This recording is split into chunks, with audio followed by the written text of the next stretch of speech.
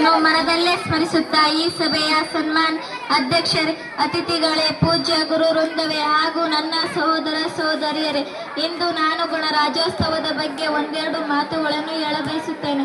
ನಮ್ಮ ದೇಶವು 1947 ಆಗಸ್ಟ್ 15ರಂದು ಸ್ವಾತಂತ್ರ್ಯ ಪಡೆಯಿತು. ಆದರೆ ಆ ಸಂದರ್ಭದಲ್ಲಿ ಅನೇಕ ಪ್ರಾಂತೀಯ ಸಂಸ್ಥಾನಗಳಾಗಿ ಹರಿದು ಹಂಚಿ ಹೋಗಿತ್ತು. ಈ ಎಲ್ಲ ಪ್ರಾಂತೀಯ ಸಂಸ್ಥಾನಗಳನ್ನು ನಮ್ಮ ದೇಶಕ್ಕೆ ಒಗ್ಗೂಡಿಸಿದವರು ಯಾರು ಎಂದರೆ ಕಬ್ಬಿಣ ಹಾಗೂ ಉಕ್ಕಿನ ಮನುಷ್ಯ ಎಂದು ಹೆಸರಾದ ನಮ್ಮ ದೇಶದ ಅಂದಿನ ಗೃಹ ಮಂತ್ರಿಗಳಾಗಿದ್ದ ಸರ್ದಾರ್ ವಲ್ಲಭಾಯ್ ಪಟೇಲ್ ಅವರು ನಮ್ಮ ದೇಶವನ್ನು ನೋಡಿಕೊಳ್ಳಲು ಡಾಕ್ಟರ್ ಬಿ ಆರ್ ಅಂಬೇಡ್ಕರ್ ಅವರು ಸಂವಿಧಾನವನ್ನು ರಚಿಸಿದರು. ಹೀಗಾಗಿ ಅವರನ್ನು ಸಂವಿಧಾನ ಶಿಲ್ಪಿ ಎಂದು ಕರೆಯುತ್ತಾರೆ. ನಮ್ಮ ದೇಶದ ಆಡಳಿತ ವ್ಯವಸ್ಥೆಯು ಪ್ರಜಾಪ್ರಭುತ್ವ ವ್ಯವಸ್ಥೆಯಾಗಿದೆ.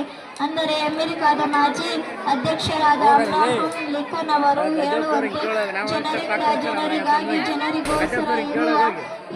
ಜನರಿಗೋಸ್ಕರ ಇರುವ ಸರ್ಕಾರವೇ ಪ್ರಜಾಪ್ರಭುತ್ವ ಸರ್ಕಾರವಾಗಿದೆ ಎಂದು ಇಂತಹ ಭವ್ಯ ಭಾರತದಲ್ಲಿ ಹುಟ್ಟಿದ ಎಂದು ಹೇಳುತ್ತಾ ನನ್ನ ಚಿಕ್ಕ ಭಾಷಣವನ್ನು ಮುಗಿಸುತ್ತೇನೆ.